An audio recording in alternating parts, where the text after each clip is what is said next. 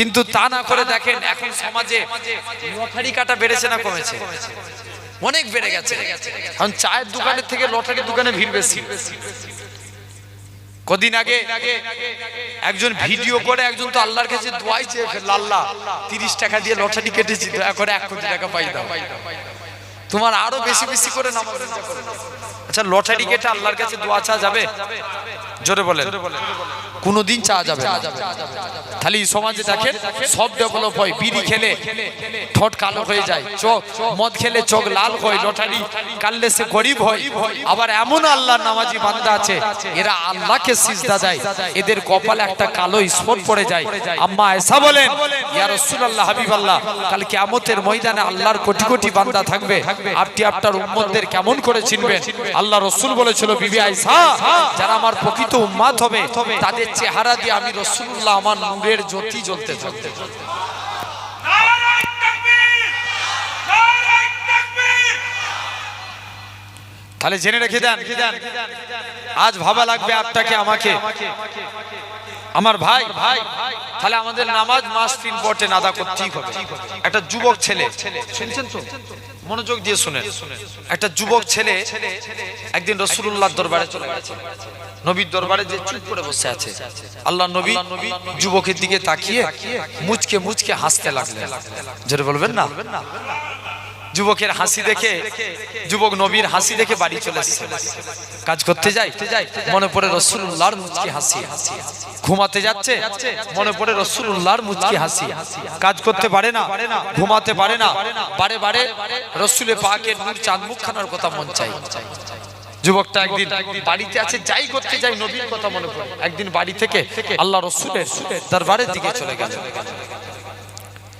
মুসলমান ঘরে ছেলে মেয়েরা, পাকা তরুণেরা, এ নবীর প্রেমিকেরা, যুবক ছেলে কানা আল্লাহ নবীর হুজরা মুবারকে চলে গেলেন। এ হযরতে মুহাম্মদ সাল্লাল্লাহু আলাইহি সাল্লাম, হুজুর বেয়াদবি maaf করেন, হুজুর আমি যখন কাজ করতে যাই আমার মনে পড়ে যায় আপনার মুচকি হাসি। হুজুর আমি যখন ঘুমাতে যাই আমার মনে পড়ে যায় আপনার মুচকি হাসি। এ হযরতে মুহাম্মদ সাল্লাল্লাহু আলাইহি সাল্লাম, হুজুর আপনার হাতখানা বাড়িয়ে দেন। আজকে দিন আমি যুবক ইমানে কালেমা পড়ে মুসলমান হয়ে গেলাম। হুজুর মুসলমান হলাম, তবে আমার একটা শর্ত আছে, আমি মুসলমান হব কিন্তু আমি নামাজ পড়ব না। কি করবেন? জোরে বলো না। নামাজ পড়বে না। আচ্ছা, নামাজ না পড়লে মুসলমান বলা যাবে? যুবক যে বলছে হুজুর মুসলমান হব নামাজ পড়বি না, বলছে এই ব্যাপার, যা তো যা মন চাই তুই করবি, যা। একদিন যুবক ছেলেখানা মসজিদের দিকে চলে গেল, যে দেখে নাকি মসজিদের দিকে একদিন গেছে, নবীর কাছে চলে আসছে, হুজুর আমি নামাজ পড়বো নি বলেছিলাম না, তবে আজকে দিন থেকে কথা দিচ্ছি হুজুর নামাজ পড়বো, উজু করবো নি। আচ্ছা, উজু আগে না নামাজ আগে? জোরে বলো। আগে উজু। খাওয়া আগে না নামাজ আগে? এই বলবে চলবে করে হুজুর তুমি চুপ করে ওয়াজ করবে করে এত জিজ্ঞেস করে জ্বালাবে, এই রাগ করছেন নাকি? ওয়াজ শোনার জিনিস না বুঝার জিনিস? বুঝার জিনিস। বুঝলে আবু বকর, না বুঝলে আবু জাহেল। বুঝলে কি? আবু বকর। আমরা কার দলে থাকবো? আবু বকরের দলে কারা? একবার হাত তুলে দেখাও। যারা হাত তুলছেন তাহলে কি আবু জাহেলের দলে? নারে তাকবীর, জোর করে বলেন নারে তাকবীর। তাহলে মেন জিনিস বুঝতে হবে কার। এই যে হাত তুললাম এটা দেখলো আমার আল্লাহ, কার কোন জিনিসটাকে আল্লাহ কখন কবুল করে নেবে কেউ বলতে পারবো? কেউ বলতে পারবো না। মুসা নবী আল্লাহকে একদিন জিজ্ঞেস করছে, আল্লাহ আমি দেখতে চাই দুনিয়ার জমিনের সবথেকে নিকৃষ্ট ব্যক্তিকে। আল্লাহ বলছে মুসা তুমি অমুক রাস্তায় দাঁড়াও। মুসা নবী রাস্তায় যে দাঁড়িয়েছেন দেখে একটা বয়স্ক লোক বাচ্চা ছেলের হাত ধরে হেঁটে হেঁটে যাচ্ছে। বলছে আল্লাহ এই লোকটা নিকৃষ্ট। মুসা আবার জিজ্ঞেস করছে, আল্লাহ আমি দেখতে চাই দুনিয়ার জমিনের সবথেকে নেককার মানুষকে। আল্লাহ বলছে মুসা তুমি এই রাস্তাতেই দাঁড়াও, যে রিটার্ন ফিরে আসবে সে হবে নেককার। মুসা নবী আবার দেখো ওই লোকটা আবার বাচ্চা ছেলের হাত ধরে হেঁটে হেঁটে আসছে। মুসা নবী কনফিউজ, একই লোক যাবার নিকৃষ্ট মানে কি গুনাহগার, আসার সময় নেককার। যাবার সময় কথা বলো না, চুপ করে থাকলে যাবার সময় কি ছিল? গুনাহগার। আসবার সময় নেককার। মুসা নবী কনফিউজ, আল্লাহ এটা কেমন করে সম্ভব? মুসলমান করে ছেলে মেয়েরা, তরুণেরা, এ নবীর প্রেমিকেরা, আমার আল্লাহ জানিয়েছিলেন হে আমার কালিমুল্লাহ, হে আমার নবী মুসা, ওই বান্দাখানা যখন রাস্তা দিয়ে হেঁটে হেঁটে যাচ্ছিল, তার ছেলেখানা বলতে লাগে, আব্বা জান, দুনিয়া বড় না প্রথম আসমান বড়? বাপখানা জবাব দেয়, বাবা ছেলে দুনিয়ার থেকে প্রথম আসমান বড়। ছেলে আবারও বলে, ও জনমদাতা বাপ, প্রথম আসমান বড় না দ্বিতীয় আসমান বড়? দ্বিতীয় আসমান বড়। দ্বিতীয় আসমান বড় না তৃতীয় আসমান? তৃতীয় আসমান বড়। এরকম ভাবে 7 তবক আসমান বড়। ছেলে আবারও বলে, আপা জান, 7 তবক আসমানের থেকে কি বড়? বাপখানা জবাব দেয়, বাবা ছেলে 7 তবক আসমানের থেকে আমি তোর আব্বা, আমার গুনাহখানা বড়। ছেলে আবারও বলে, ও জনমদাতা বাপ, আপনার গুনাহ থেকে কি বড়? বাপখানা জবাব দেয়, বাবা ছেলে আমার গুনাহ থেকে আমার আল্লাহ পাকের দয়া, আল্লাহ রহমত খানা বড়। এ নওজোয়ান যুবকেরা, আমার আল্লাহ জানিয়েছিলেন হে আমার কালিমুল্লাহ, হে আমার নবী মুসা, আমি আল্লাহ পাক তার এতটুকু কথাকে কবুল করে নিয়েছি। আমি আল্লাহ কবুল করে নিয়ে আমার বান্দাটা জীবনের পাখার গুনাহটাকে আমি আল্লাহ ক্ষমা করে দিয়েছি। আমি আল্লাহ মাফ করে দিয়েছি। তো জেনে রেখে দেন, তাহলে আমরা মেন জিনিস কি করব? ওয়াজ কি বুঝার জিনিস, বুঝবো, বলেন ইনশাআল্লাহ। তো আমি যে কথা বলছিলাম, খাওয়া আগে না নামাজ আগে? না, আমি ধরেন পেটে খিদে, মন কোন দিকে থাকবে? কথা বলে না, বলছি পেটে খিদে, মন কোন দিকে থাকবে? খাওয়ার দিকে। তাহলে আগে খাওয়া, তারপরে নামাজ। হ্যাঁ, ওয়াক্ত চলে যাচ্ছে, তখন নামাজ আগে। আমি বুঝানোর জন্য বললাম। জেনে রাখেন, একটা সাহাবী প্রতিদিন নামাজ পড়তে দাঁড়ায়, নামাজে দাঁড়িয়ে দুনিয়ার কথা চিন্তা হয়। একদিন নবীর দরবারে ফতোয়া জানতে গেছে। কার দরবারে? নবী পাকের দরবারে। নবীর দরবারে গিয়ে ফতোয়া জানতে গেছি, ইয়া রাসূলুল্লাহ, আমি প্রতিদিন নামাজ পড়ি, কিন্তু দুনিয়ার কথা চিন্তা হয়। যে দেখে নবী দরবারে নাই, আলীর সঙ্গে দেখা। কার সঙ্গে? আলী, হযরতে আলীর সঙ্গে দেখা। এ আলী, কি ব্যাপার? হুজুর, আমি প্রতিদিন নামাজ পড়ি, দুনিয়ার কথা চিন্তা হয়, আমার নামাজটা কি আল্লাহর দরবারে কবুল হবে? হযরতে আলী ডাইরেক্ট ফতোয়া দিলেন, যাও। পরের দিন চলে এসে দেখতে পাই হযরতে আলী রাদিয়াল্লাহু তাআলা আনহু হুজুরের কাছে এসে পৌঁছে গেলেন। আল্লাহর নবী পরের দিন আল্লাহর নবীর কাছে এসে ফতোয়া জানছে। কি ব্যাপার? বলছে, হুজুর, আলী ফতোয়া দিয়েছে আমার নাকি নামাজ হবে না। আল্লাহর নবী বলছে, আলী বলেছে? যাও, আলীকে ডেকে নিয়ে এসো।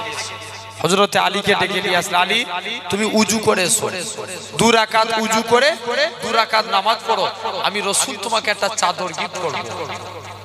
জোরে হয় না? আরেকটু জোর করে বলো। কে চাদর দিবে? নবী পাক। কাকে চাদর দিবে? আলীকে। হযরতে আলী নামাজ পড়তে দাঁড়িয়েছেন। প্রথম রাকাত নামাজ পড়ছে, খুব মনোযোগ দিয়ে নামাজ পড়ছে। দ্বিতীয় রাকাত নামাজ পড়তে গেছে, মনে মনে চিন্তা করছে, আল্লাহ নবী তো চাদর দিব বলেছে, তো কার চাদর দিবে? কোথায় চিন্তা করছে? চাদরের চিন্তাটা কোথায় করছে? নামাজে। ইয়েস, হযরতে আলী নামাজে চিন্তা করছেন। হযরতে আলী নামাজ থেকে ফারেগ হয়ে গেলেন, নবীর দিকে তাকিয়ে মুচকে হাসে। নবী আলীর দিকে তাকিয়ে হাসে। কি ব্যাপার? বলছে, আলী, তুমি তো আমার কাছের সাহাবী, তোমার যদি নামাজে ভুল হতে পারে, তার ভুল হওয়া তো স্বাভাবিক। যাও আলী, তুমি এখান থেকে চলে যাও। কোন আলীর কথা বলি? কোন এক টাইম হযরতে আলীর পায়ে তীর লেগে গেছে। তীর ঢুকে যা সহজ, বার করা অনেকটা। হযরতে আলীর পা থেকে তীর বার করতে যায়, শরীরের চামড়া গোশত সব বেরিয়ে যায়, তীর খারাপ বেরোতে চায় না। মুসলমান করে ছেলে মেয়েরা বানা তরুণেরা এ নবী প্রেমিকেরা আল্লাহ নবী সাহাবী হযরতে আলী রাদিয়াল্লাহু তাআলা আনহু হুজুর আমার যুবক ছেলেটাকে হযরতে আলীর কাছ দিয়ে আল্লাহ নবী সাহাবীরা আলীর পা থেকে তীর বার করে তীরখানা বেরোতে চায় না আল্লাহ নবী সাহাবীরা আল্লাহ নবীর হুজরা মুবারকে চলে গেলেন ইয়া রাসূলুল্লাহ হাবিবাল্লাহ হযরতে আলীর পায়ে তীর লেগেছে হুজুর তীরটাকে বার করতে পারে না আল্লাহ নবী কি বলে ও বাবা সাহাবীরা চলে যাও আমার আলী যখন নামাজে দাঁড়াবে অমন অবস্থায় তীরখানা বার করে নিবে হযরতে আলী নামাজে দাঁড়িয়ে গেলেন অমন অবস্থায় তীরখানা বার করে নিলেন হযরতে আলী নামাজ থেকে ফারেক হয়ে বলে এ রাসূলুল্লাহ জামাতা এ হযরতে আলী তুমি কেন এত বেশি বেশি করে ওযু করো তুমি কেন এরকম ভাবে আমার তীরখানা কোথায় গেল হযরতে আলী বলে হে রাসূলুল্লাহ সাহাবীরা আমি আলী আমার পায়ে তীরখানা কোথায় গেল আল্লাহ নবী সাহাবীরা বলতে লাগে হে রাসূলুল্লাহ জামাতা হে হযরতে আলী যখন তুমি নামাজ পড়ছিলে অমন অবস্থায় আমরা তীরখানা বার করে নিয়েছি হযরতে আলী বলে আল্লাহর কসম করে বলি আমি আলী যখন নামাজ পড়ছিলাম কখন তোমরা আমার পা থেকে তীর বার করেছো আমি হযরতে আলী এতটুকু টের পাই না সেই আলী এখন আলী নামাজের দুনিয়ার কথা তাহলে আগে খাওয়া না আগে নামাজ আগে খাওয়া তারপরে নামাজ এখন আলী হুজুর কি করেছেন চলে গেছেন সাহাবী নবীকে যে কি বলেছে যে হুজুর নামাজ পড়বো কি করব কেমন ওয়াজ শুনছেন বলেন না নামাজ পড়বো উজু করব না নবী বলেছে যা তো যা মন চায় কি করবি বিনা উজুতে একদিন সাহাবী আস্তে আস্তে করে আল্লাহ রাসূলের দরবারের দিকে চলে গেলেন দরবার থেকে একদিন মসজিদের দিকে গেছেন বিনা উজুতে নামাজ পড়বেন মুসলমান করে ছেলে মেয়েরা বানা তরুণেরা হে নবী প্রেমিকেরা আল্লাহ নবী সাহাবী যুবক ছেলে কানা এরকম ভাবে মসজিদের দিকে চলে গেলেন যে দেখে নাকি আল্লাহ নবী জামাতা হযরতে শেরে আলী রাদিয়াল্লাহু তাআলা আনহু হুজুর আমার মসজিদে দাঁড়িয়ে দাঁড়িয়ে উযু করে উযু করার নিয়ম হচ্ছে হাত ধোয়ার নিয়ম দুই হাতের কোণে পর্যন্ত ধৌত করা হযরতে আলী বগলের নিচু থেকে হাত ধৌত করে পা ধোয়ার নিয়ম হচ্ছে দুই পায়ের গাঁট পর্যন্ত ধৌত করা হযরতে আলী হাঁটুর নিচু থেকে পা ধৌত করে যুবক ছেলে কানা বলে হে রাসূলুল্লাহ জামাতা হে হযরতে আলী তুমি কেন এত বেশি বেশি করে উযু করো হযরতে আলী বলে ওগো বাবা যুবক আল্লাহ নবীর মুখ থেকে শুনেছি আল্লাহ নবী বলেছেন যে প্রকৃত উযুদার হবে উযুর পানি শরীরে যেই যেই জায়গায় ঠেকবে কাল কিয়ামতের ময়দানে তার শরীরের ওই জায়গা থেকে নূর চমকাতে থাকবে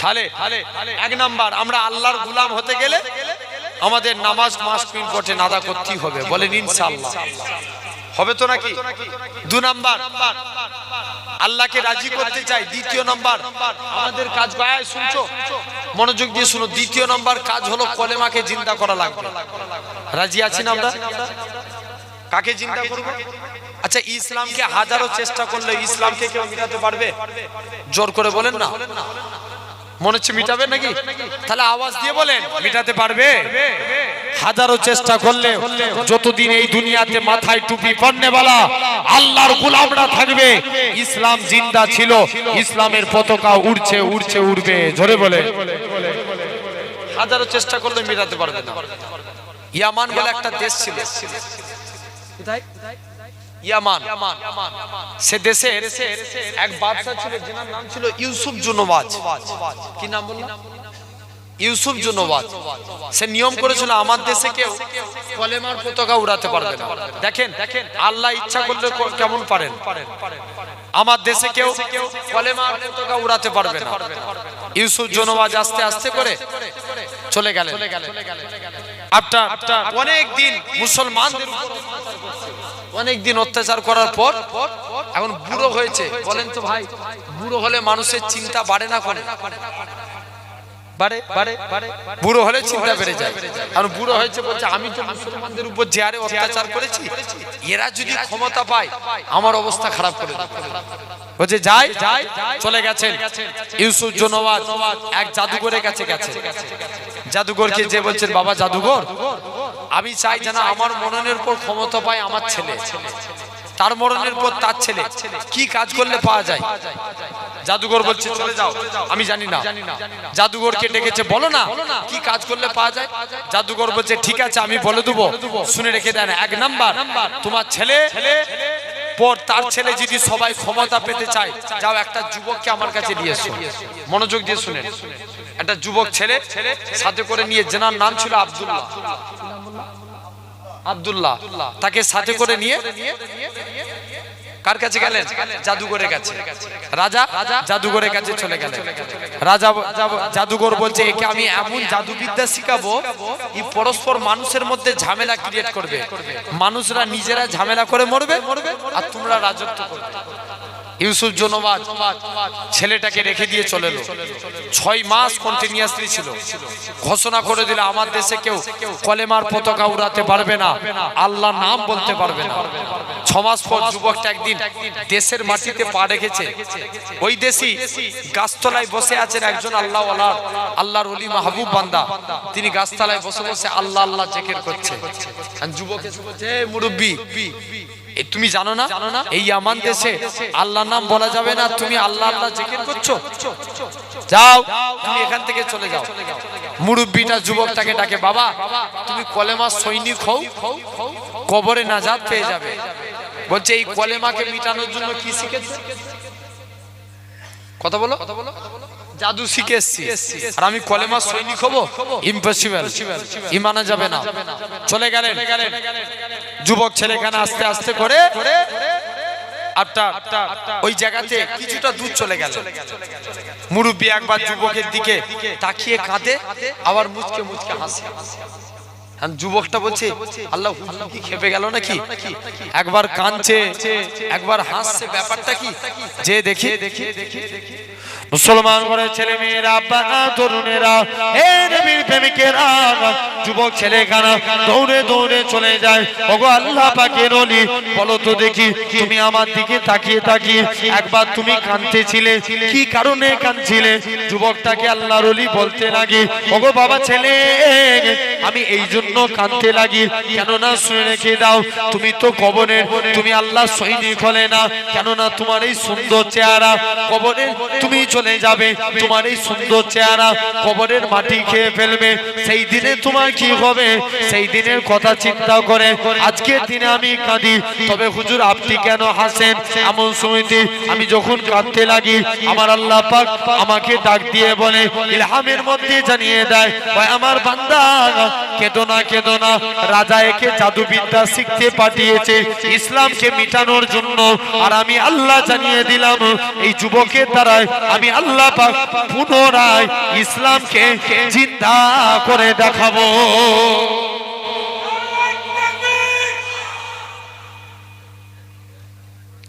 আমি এই যুবকের দ্বারাই পুনরায় ইসলামকে আমি জিন্দা করব। চলে গেলেন যুবক ছেলেখানা, শুনছেন? যুবক ছেলেখানা আস্তে আস্তে পৌঁছে গেল। এদিকে মুরব্বি বলছে মানবে না, বলছে না হুজুর মানবো না। যুবকটাকে কাছে ডেকেছে, মুআনাকা, মুসাফা বুঝুন তো, হাতে হাত দিয়াকে কি বলে? মুসাফা। আর মুআনাকা বুকে বুক মিলানো। মুআনাকা করলেন। যুবকটা বলে হুজুর ছেড়ে দেন ছেড়ে দেন, আমি আমার কলবের চোখ থেকে আল্লাহর আরশে আজিম দেখতে পাচ্ছি। আর একটু জোর করে হয় না? কলবের চোখ থেকে আল্লাহর আরশে আজিম দেখছি। যুবক চলে গেলেন, আমল করতে লাগলেন, উচ্চ তবকার আল্লাহর ওলি হয়ে গেল। এত বড় আল্লাহর ওলি করে কোন কানা মানুষ হুজুরের কাছে আসতো, হুজুর চোখের উপরে হাত রেখে দোয়া করতেন, কানার চোখ ভালো হয়ে যেত। আরো জোর করে হয় না? কিছু প্যারালাইসিস হুজুরের কাছে আসতেন, হুজুর একটু দোয়া করেন, আল্লাহ যেন আমাদের পাকে ভালো করে দেয়। হুজুর হাত রেখে দোয়া করতেন, প্যারালাইসিসের পাও ভালো হয়ে যেত। যুবক ছেলেখানা আর মনে মনে নিয়ত করছে আল্লাহ আমার আমি তো ফিরি ফিরি সবাই রোগ ভালো হয়ে যাচ্ছে, ফিরি ফিরি আর কারো রোগ সারাবো না। নিয়ত করছে, এবার বলবো আগে কলেমা পড় তবে চোখ ভালো হবে। কোন কানা এলি বলবো না, এক কানা এসছে বলছে আগে কলেমা পড়, কানাকে কলেমা পড়িয়েছে, আটটা কানা কলেমা পেরে নিয়েছে, যুবকটা কানার চোখ ভালো হয়ে গেছে। এরম ভাবে এক একজন কলেমা পড়ে কানার চোখ কানা ভালো হয়ে যায়। এখন রাজার যে মন্ত্রী তার চোখ ছিল কানা, রাজার মন্ত্রীর চোখ কানা। মন্ত্রী বলতে লাগে রাজা যাই আমি একটু যাই যুবকের কাছে, শুনেছি যুবক আব্দুল্লাহর কাছে গেলে তার চোখই ভালো হয়ে যায়। মন্ত্রী কিছু টাকা পয়সা সামান নিয়ে যুবক আব্দুল্লাহর বাড়িতে চলে আসছে। আব্দুল্লাহর বাড়িতে এসে আব্দুল্লাহকে বলছে আব্দুল্লাহ তুমি আমার চোখ ভালো করে দাও, এই টাকা পয়সা গুলো নাও। আব্দুল্লাহ বলছে চোখ ভালো হবে আগে কলেমা পড়তে হবে, চোখ ভালো হবে। শুনছো না কি বললে? কলেমা পড়ো তবে চোখ ভালো হবে। আর যুবক বলছে, রাজার মন্ত্রী বলছে এই তুই আমায় চিনিস? আমি দেশের মন্ত্রী আর তুই আমায় কলেমা তাগিদ দিস? বলছে আমিও তো মন্ত্রী টুন্ত্রী বুঝিনি, আগে কলেমা পড় তবে চোখ ভালো। আর মন্ত্রী বলছে নিরুপায়, উপায় কি আছে? মন্ত্রী এখন মনে মনে নিয়ত করছে এর সামনে কলেমা পড়ে দেবো আর এখান থেকে চলে গেলেই কলেমা পড়ে যাবো। বলো তাহলে কি চোখ ভালো হবে? চোখ ভালো হবে? ভালো হবে না। হ্যাঁ, ঈমান চার প্রকার। আমাদের ঈমান চার প্রকার। এক নাম্বার ইলমুল ইয়াকিন, জ্ঞানের দ্বারা ঈমান। দুই নাম্বার আইনুল ইয়াকিন, চক্ষুর দ্বারা ঈমান। তিন নাম্বার গায়বুল ইয়াকিন, না দেখে বিশ্বাস করার নাম ঈমান। চতুর্থ নাম্বার বাসুল ইয়াকিন, ঠেলাই পড়লে আল্লাহকে ডাকা। এখন এই কিসে পড়ে আল্লাহকে ডাকছে? বিপদে পড়ে। তাহলে প্রথম তিন প্রকার ঈমান সাহাবাদের ঈমান। দেখবেন আমাদের ঘরে অনেক যুবক, এখানে আমার আল্লাহ সুন্নিয়াতে করে বলি আজকে তারিখে ছেলেরা অনেক ভালোবাসে। আমাদের অনেক যুবক ছেলেরা বলে দেখেছিস হাওড়া ব্রিজ কি সুন্দর ঝুলানো সেতু, তবেই তো হাওড়া ব্রিজের দুধারে দুটো থাম্বার আছে না নাই? দুটো পিলার আছে, কিন্তু ওর চোখে হাওড়া ব্রিজ ঠেকলো একবার আসমান ঠেকলো। যে আল্লাহ এই আসমানকে বিনা খুঁটির দ্বারাই দাঁড় কাটিয়ে রেখেছে। জোরে বলে। আমরা চোখ দিয়ে দেখতে পাই না, পাইনি? তাহলে এটাকে বলা হয় আইনুল ইয়াকিন, চক্ষুর দ্বারা ঈমান। এখন আমার এইদিকে আলোচনা নয়, যুবকটা এখন রাজার মন্ত্রী মনে মনে বলছে এর সামনে কলেমা পড়বো আর এখান থেকে চলে গেলে কি করব? কলেমা ভুলে যাবো। আর চোখ ভালো হবে? যুবকটা আল্লাহর কাছে দোয়া চাইতে লাগে। মুসলমান করে ছেলে মেয়েরা, বাবা তরুণেরা, যুবকটা বলতে লাগে আল্লাহ পাক তুমি রাজার মন্ত্রীর চোখটাকে ভালো করে দাও। মন্ত্রীর চোখ যদি ভালো হয়ে যায়, এই মন্ত্রীর ওসিলায় আমি পার্লামেন্টে ইসলামের পতাকা উড়াবো। ও যুবকেরা, ও মুরব্বী বাপেরা, এমন সময়টি যুবক আব্দুল্লাহ এরকম ভাবে মন্ত্রীর চোখে হাত রেখে দোয়া করলেন, আল্লাহ পাক তুমি মন্ত্রীর চোখকে ভালো করে দাও। মন্ত্রী চোখে হাত রাখলেন, মন্ত্রীর চোখ ভালো হয়ে গেল। মন্ত্রী বলে যুবক এবার ছেড়ে দাও, ছেড়ে দাও। যুবকটা বাড়ির দিকে চলে যাবে। এমন সময়তে যুবকখানা মন্ত্রীখানা বাড়ির দিকে চলে যাবে। যুবকটা বলে না না না না, এটা মানা যাবে না, এটা মানা যাবে না। ও যুবকেরা, যুবক আব্দুল্লাহ মন্ত্রীকে কাছে ডাকলেন, ও বাবা মন্ত্রী তুমি আমার কাছে শোনো। যেমন তার পীর মুর্শিদ করেছিল, বুকের সঙ্গে বুকটা মিলিয়ে দিল, অন্তরে অন্তরে মিলিয়ে দিল। মন্ত্রী বলে যুবক ছেড়ে দাও, ছেড়ে দাও। আমি আমার কলমে চোখ থেকে আল্লাহর আরশে আজিম দেখতে পাই। যাও মন্ত্রীর চোখ ভালো। এখন রাজার কাছে গেছে, রাজা বলছে চোখকে ভালো করেছে। মন্ত্রী বলছে রাজা চোখ আমার আল্লাহ ভালো করেছে। আরো জোর করে হয় না? আচ্ছা বলেন এতদিন ইয়ামান দেশে আল্লাহ হতো না? মন্ত্রী যে বললো আমার আল্লাহ চোখ ভালো করে দিয়েছে। বলছে কে বললো আমি তোদের আল্লাহ? মন্ত্রী বলছে কে বলছে তুমি আমাদের আল্লাহ? তোমার মুখটাই কেমন বেঁকা পাড়া, তোমাকে আল্লাহ বলে মানবে না। যাও আমার বলছে দাঁড়া, আমি এক যুবককে জাদুবিদ্যা শিখতে পাঠিয়েছি, সে ফিরে এসুক, আমি তোর ব্যবস্থা করছি। বলছে যাও না, আমি ওই যুবকের কাইদি কলেমা শিখে এসেছি। যুবকটাকে কাছে নিয়ে চলে আসলেন। হে বলো, তুমি আজকের দিনে যুবক তুমি আজকের দিনে বলো এখানে এসছো। যুবকটা রাজাকে ডেকে বলছে, রাজা তুমিও কলেমা পড়ে নাও, নাহলে তোমার খারাপই আছে। রাজা বলছে দাঁড়া, তোর ব্যবস্থা করছি। যুবকটাকে 70 জন সৈন্য ফিট করেছে। কতজন? 70 জন সৈন্য ফিট করে যুবককে পাঠিয়ে দিয়েছে। বলছে যাও, একে সবাই মিলে নিয়ে পাহাড়ের উপর থেকে ফেলে দাও। যুবকটাকে পাহাড়ের উপর থেকে ফেলে দেওয়া হবে। যুবকটা আল্লাহর কাছে কাঁদতে লাগে। মুসলমান ঘরের ছেলে মেয়েরা, তরুণেরা, এ নবীর প্রেমিকেরা, যুবক আব্দুল্লাহ এরা খুব ভাবে আমার আল্লাহর কাছে কাঁদতে লাগে, আল্লাহ পাক তুমি আমায় হেফাজত করো, আমি যদি এখান থেকে পড়ে যাই। আল্লাহ এরা খুব ভাবে আল্লাহ আজকের দিনে আমার দেশে কলেমার পতাকা কে উড়াবে। যুবকটাকে আল্লাহ পাক সহি সালামতে পাহাড় থেকে নামিয়ে দিলেন। 70 জন সৈন্যরা নিজেদের প্রাণ বাঁচাতে লাগে। যুবকটাকে রাজা কি করলো, আবার সৈন্য দিয়ে যুবকটাকে সমুদ্রের দিকে পাঠিয়ে দিল। মাঝ সমুদ্রে নৌকায় করে ফেলে দিয়ে চলে আসলো। যুবকটা সহি সালামতে আড়াই পৌঁছে গেলে রাজার কাছে এসে বলে, রাজা বলে তোকে দুবার মারতে পাঠিয়েছি, কে তোকে বাঁচিয়েছে? যুবক আব্দুল্লাহ বলে, ওরে রাজা, আমাকে আমার আল্লাহ বাঁচিয়েছে। যুবকটা এরকম ভাবে জোর করে কাঁদে।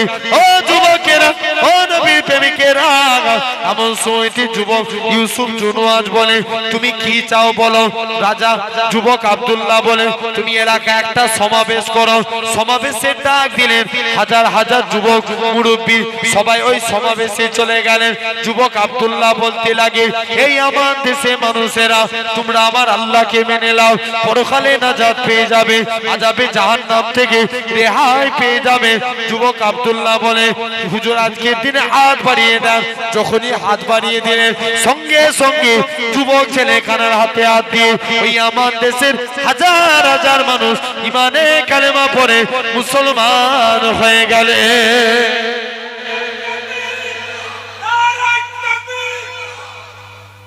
জেনে রেখে দেন, তাহলে কাজী হাজারো চেষ্টা করলে, হাজারো চেষ্টা করলো ইসলামকে মিটাতে, জোর করে বলো না। একবার মুসলমান বাঘের বাচ্চা বাঘের মতো আওয়াজ করে বলেন পারবে? সবাই মিলে একসঙ্গে মিলে বলেন পারবে? ইসলামকে হাজারো চেষ্টা করলো মিটাতে পারবে না। জেনে রেখে দেন, 3 নাম্বার, আমার আল্লাহকে খুশি করব, আল্লাহর গোলাম হব। আল্লাহ বলছে তোরা আমার নবীর গোলাম হ, আমি আল্লাহ, তোরা আমার গোলাম হয়ে যাবি। জোরে বলে। নবীকে মানতে চাই তো নাকি? আমি বিদায়ের আগে রাসূলকে নিয়ে কিছু কথা বলতে চাই। আমরা নবীকে মানতে চাই, সবাই চাই। কারা কারা চাই মুস্তাফার সুন্নাত নবীকে দিল থেকে ভালোবাসবো? কারা কারা হাত তুলে দেখান। তাকবীর দেন দেখি না। মিডিল থেকে একজন তাকবীর দাও, তো পিছন থেকে একজন তাকবীর দাও।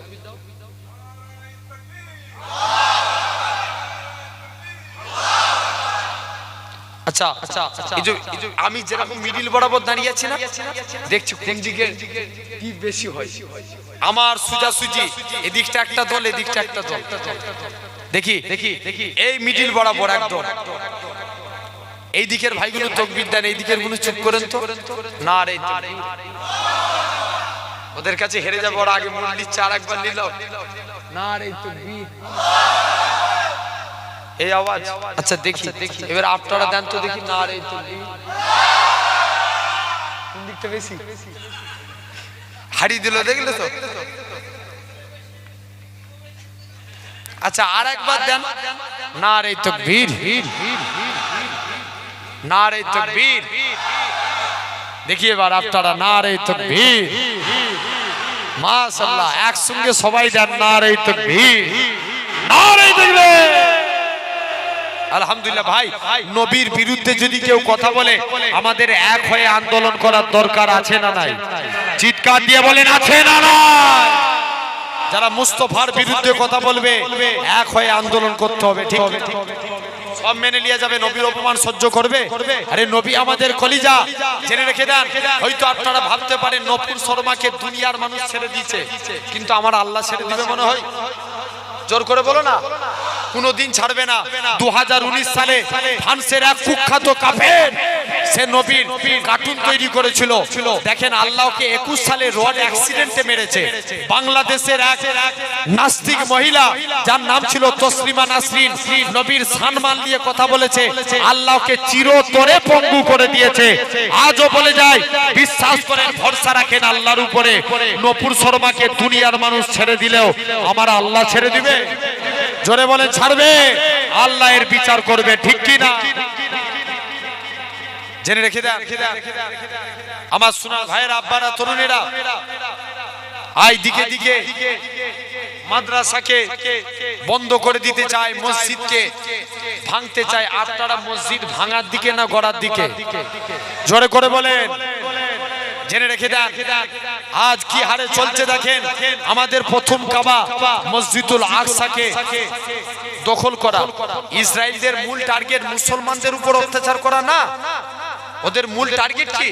মসজিদুল আকসাকে নিজেদের দখলে আনা। কোন মসজিদুল আকসা? যে মসজিদুল আকসায় 1 রাকাত নামাজ পড়লে 500 রাকাত নামাজের সওয়াব পাওয়া যায়। কত রাকাত? 500 রাকাত। আমি অবাক হয়ে গেলাম ফিলিস্তিনি যুবকদের ঈমান দেখে। কাবা ঘর হিফাজত করেছিল আল্লাহ আবাবিল পাখি পাঠিয়ে। ফিলিস্তিনি যুবকরা প্যারাসুটের উপরে উঠে তারা আপনার ওই কাবা চত্বরে ঘোরাঘুরি করতে লাগে। সবাই মিলে বলে তোমরা এখানে কি করো? বলছে শুনে রেখে দাও, আজকের দিনে আমরা জান চলে যাবে, তবেই মসজিদুল আকসাকে রক্ষা করি ছাড়বো। জোরে বলে। তাহলে আজ আল্লাহর দিকে ফিরে আসেন, আমরা নবীকে মানবো। সুন্নাত যদি দিনে একটা মানি, বছরে ও বিরাট অঙ্ক করে 12টা 365 মাসে একটা মানলে বছরে 12টা। জেনে রেখে দেন। এখন আমরা অনেকে শুট করি না? কথা বলেন, কি পড়ি? শুট। শুট পড়তে আমি নিষেধ করছি না, আপনি পড়েন। যখন শুট পড়বেন আগে ডান পা দিবেন। ডান পা। পায়জামা পরছেন ডান পা, গেঞ্জি পরছেন ডান হাত, পাঞ্জাবি পরছেন ডান হাত, কাউকে কিছু দিচ্ছেন ডান হাত, কারুর কাছে কিছু নিচ্ছেন ডান হাত। এই ডান ডান ডান কিয়ামতের দিন আল্লাহ বলবে, এই তোমরা যারা ডানপন্থী আছো, আমি আল্লাহ আমার দিকে এগিয়ে এসো। আল্লাহ বান্দারা জিজ্ঞেস করবে কেন আল্লাহ? আল্লাহ বলবে যা, আমার নবী রাইট সাইডকে ভালোবাসতো, তোরা আমার নবীর সুন্নত মেনেছিস, আমি আল্লাহ তোদের নাজাত দিয়ে দিই।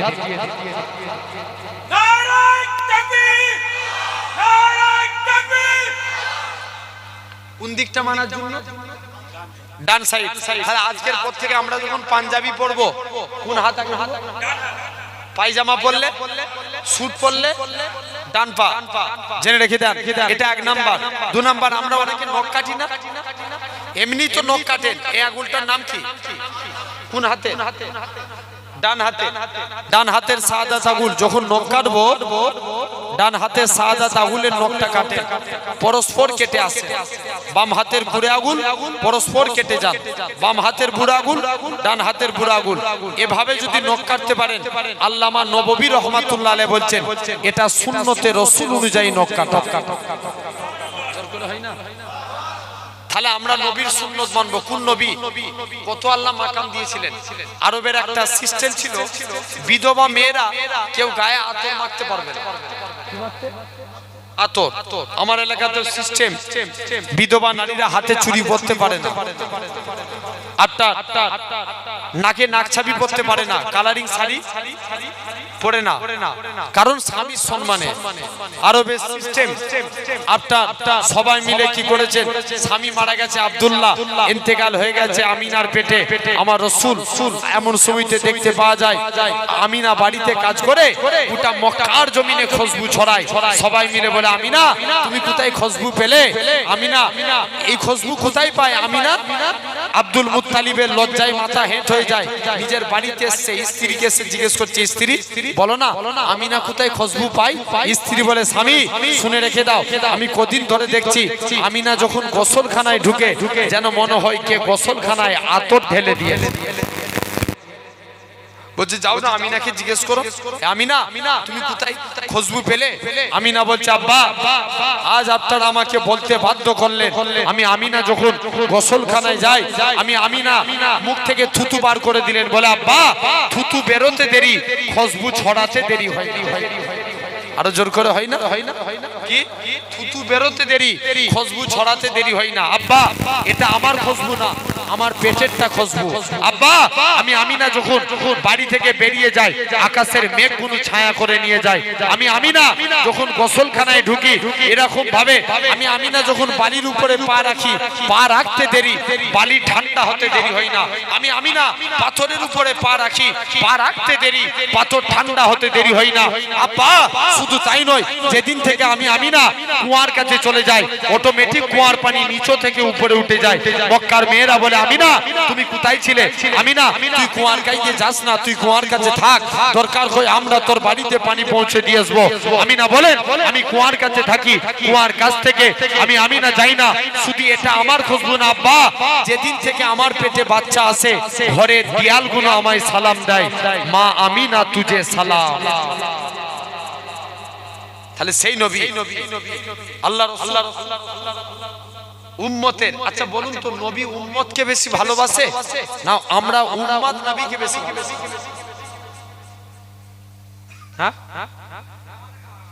নবী আমাদের ভালোবাসে না আমরা নবীকে ভালোবাসি? নবী আমাদের বেশি ভালোবাসে। নবী চার জায়গায় উম্মতের চিন্তা করবে। ক জায়গায়? চার জায়গায়, খুব মনোযোগ দিয়ে শুনেন। এক নাম্বার আল্লাহ রাসূল 1.5 মিনিটের বাচ্চা, 1.5 মিনিটের বাচ্চা দিকে ভর দিয়ে সিজদায় চলে গেলেন, কি যেন মুখ থেকে বিড়বিড় করে বলছে। আচ্ছা বলুন তো নবী বিড়বিড় করে বলে আল্লাহ সমাজে 313 জন রাসূল পাঠিয়েছে, কোন নবীর কলেমা শেষে আল্লাহ রাসূল শব্দ লিখেছে? কেউ বলতে পারবো? হ্যাঁ না কোন নবীর কলেমা শেষে আল্লাহ রাসূল বলে লিখেছেন? কারুর কলেমায় দেখাতে পারবেন না।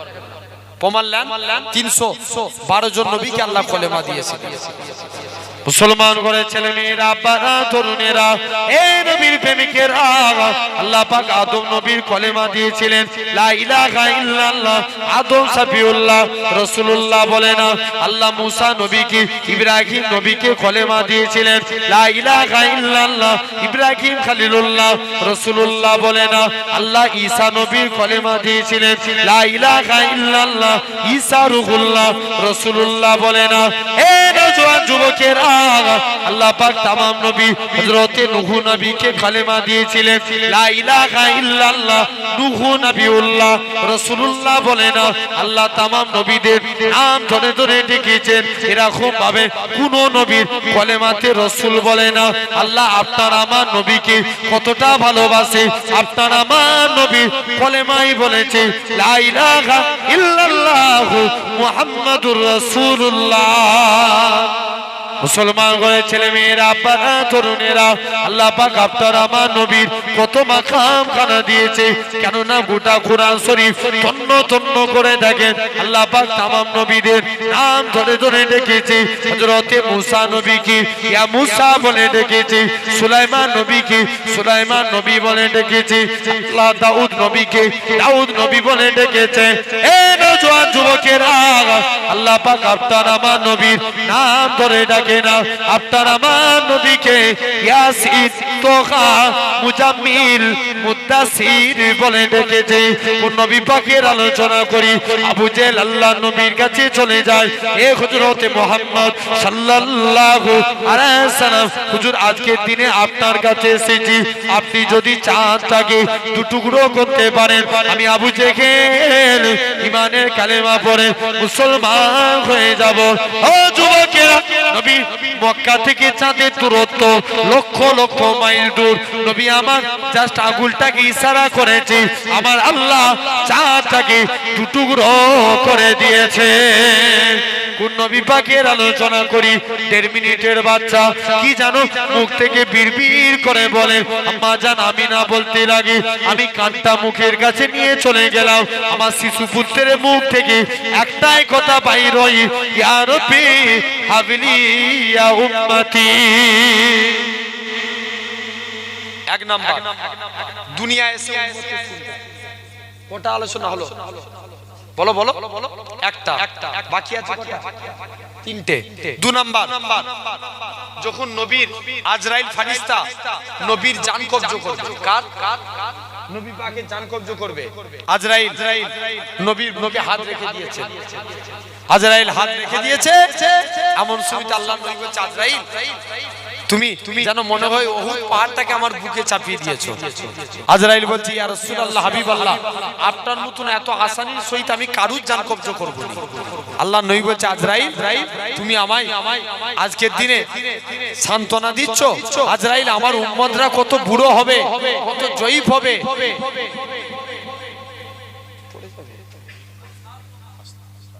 আমার উম্মতরা কত বুড়ো হবে, জয়ীফ হবে, তাদের কত কষ্ট হবে। আজরাইল যাও, আমার সারা উম্মতের কষ্ট আমি মুহাম্মদ সাল্লাল্লাহু আলাইহি ওয়াসাল্লাম আমার বুকের মধ্যে দিয়ে দাও। আমরা সবাই মিলে হয় না, নবী তো আটটার আমার জন্য ভাবছেন, তাহলে আমরা সুবহানাল্লাহ কষ্ট বলতে পারবো না? আরো জোরে বলেন, জেনে রেখে দেন। এটা হলো 2 নাম্বার। 3 নাম্বার ইন্তেকালের নবীকে যখন কবর থেকে তোলা হবে উম্মতের চিন্তা করবে, কোথা থেকে? কবর থেকে। আচ্ছা বলুন তো এই কীর্তিপুরের মানুষ আপনারা বলেন, আমরা এখন দরুদ পড়ি কার উপরে? পিছন দিকের ভাইগুলো একটু বলেন না, কার উপরে দরুদ পড়ি? নবীর উপরে। আমরা কি চিরজীবন বাঁচবো? কি হবো? মারা যাব, কিয়ামতের আগে সমস্ত মানুষ শেষ, তাহলে তখন কে নবীর উপরে দরুদ পড়বে? আল্লাহ বলছে দুনিয়ায় যখন একটা মানুষ থাকবে না তখন আমার ফারিস্তারা আমার নবীর উপরে দরুদ পড়বে। কারা পড়বে? ফেরেশতারা। এখন ফেরেশতারাও মারা যাবে। কারা? ফেরেশতারা 4 জন বাকি রেখে, জিবরাইল, মিকাইল, ইসরাফিল আর কে? আজরাইল। 4 জন বাকি রেখে সবাই মারা যাবে।